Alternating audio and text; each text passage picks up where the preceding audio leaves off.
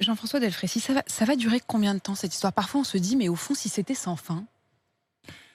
On est dans une situation qui est limite, hein, mais qui non plus n'est pas si inquiétante qu'on veut bien nous le dire. On a une épidémie qui est chez les jeunes, hein, qui est quelque chose de relativement différent, donc avec moins de pathologies sévères. D'ailleurs, les chiffres d'entrée en réanimation et en hospitalisation n'ont pas tellement augmenté. Ça survient dans un contexte de l'été, et on voit en particulier que sur la côte et la région Languedoc, on a une forte augmentation. Et on a quelques exemples quand même de réussite, c'est-à-dire de gestion, où maintenant on a les tests, on a la possibilité d'isoler les clusters. Vous pensez à la Mayenne ? On a résolu la Mayenne. Dans une certaine mesure quand même, on a résolu la Guyane, ne l'oublions pas.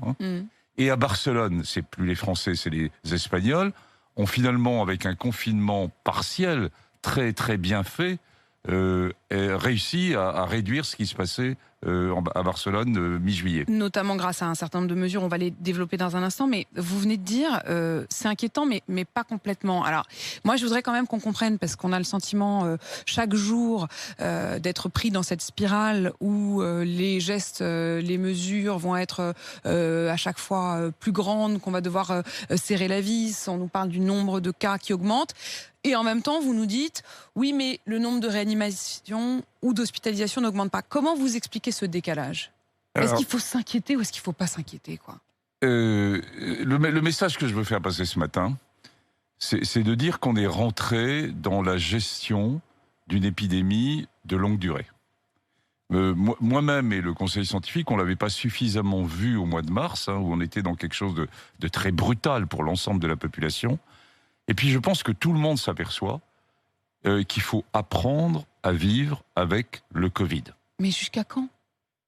Pendant de Est-ce que très ça va nombreux devenir mois. notre vie ? Pendant de très nombreux mois. Je n'ai pas la réponse.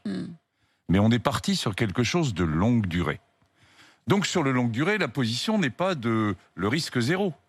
On va rentrer dans une stratégie de gestion de risque. De la même façon que vous avez un plan Vigipirate avec des niveaux de gestion de risque de ce plan de Vigipirate, on va rentrer dans une gestion de Covid avec des différents niveaux et qui va être décliné au niveau régional et des territoires.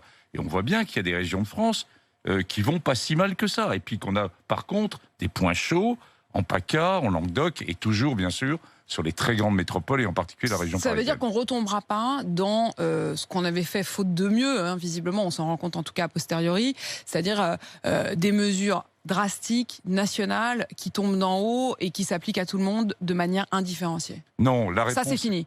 Ça c'est fini. En tout cas, vu du conseil scientifique, c'est fini. Je vous rappelle que c'est le politique qui décide.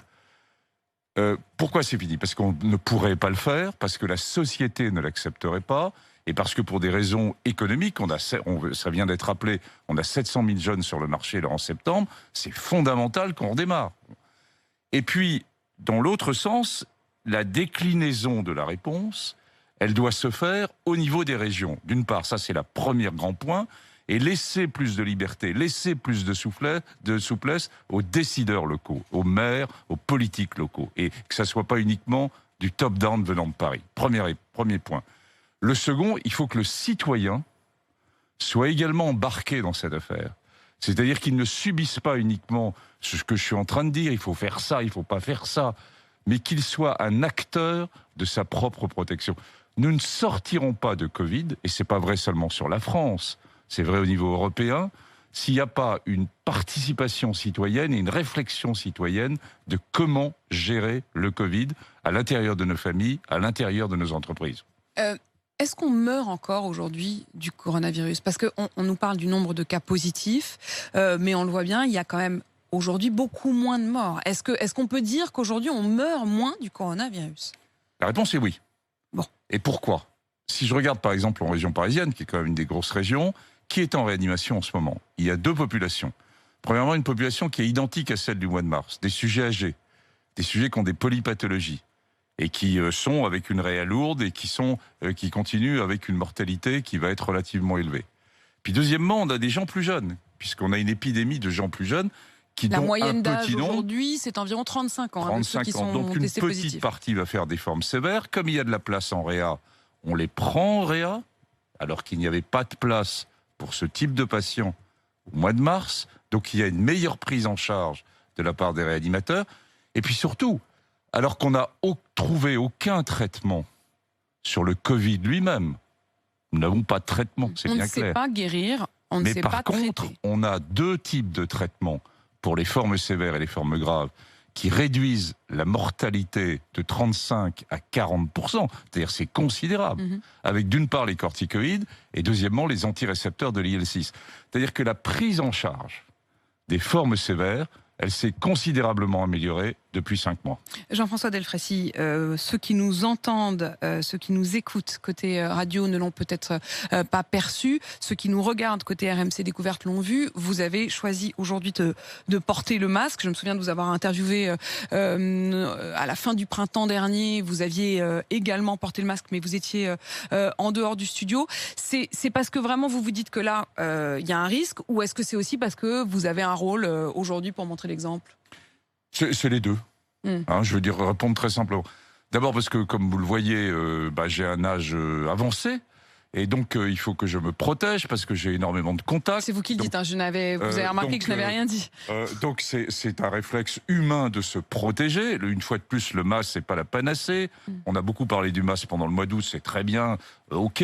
Mais le lavage des mains et les mesures de distanciation physique restent dans leur ensemble très importantes. Et c'est pour ça d'ailleurs qu'on est en train de rater quelque chose sur la région sud et qu'on pourrait le rater éventuellement sur la région parisienne si on ne continue pas à bien prendre les mesures de distanciation physique. Quand vous parlez de cette région sud, on le sait, c'est un des points d'inquiétude aujourd'hui, les Bouches-du-Rhône, avec peut-être des mesures au-delà du masque, parce qu'on a entendu tout à l'heure le premier adjoint qui a annoncé sur RMC qu'il allait distribuer de manière massive des masques absolument à toute la population marseillaise. Mais est-ce qu'il faudra aussi fermer les bars, comme on l'a dit, peut-être même reconfiner certains quartiers? Est-ce que c'est des mesures dont vous estimez qu'à un moment ou un autre, il faudra peut-être les prendre? Je termine sur les masques. Oui. Pour que les auditeurs comprennent bien, c'est pas une politique de dire il faut porter un masque. Pourquoi il faut porter un masque? C'est parce que 30% des formes de Covid sont strictement asymptomatiques. Et enfin, durant la période juste avant les symptômes, il y a 3 jours où, sans aucun symptôme, on peut transmettre le Covid. Donc, c'est pas une idée, les masques.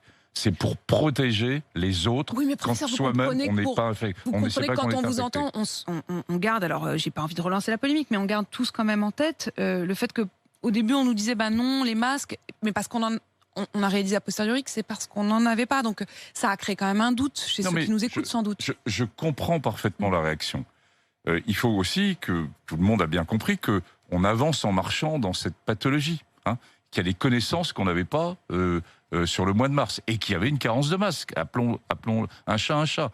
Maintenant qu'on a la possibilité de porter un masque, eh bien, ça peut faire partie de la panoplie. Je pense que le lavage des mains est aussi important que le masque. Pour répondre à votre question sur la fermeture des bars, oui, sur une série de grandes métropoles ou de zones à risque, c'est pas fermer les bars pour fermer les bars. C'est se dire que où sont les nouvelles infections? On estime que 40% elles sont chez les jeunes, sans ostracisme, mais que c'est une réalité, que 40% sont en milieu familial et professionnel, et puis un 20%, on ne sait pas trop.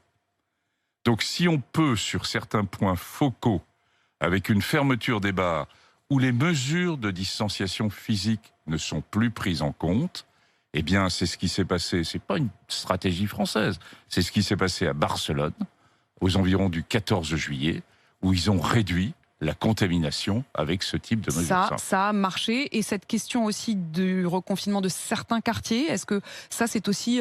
Oui, c'est possible dans des conditions... C'est bien là ce que j'évoquais dans la gestion des risques.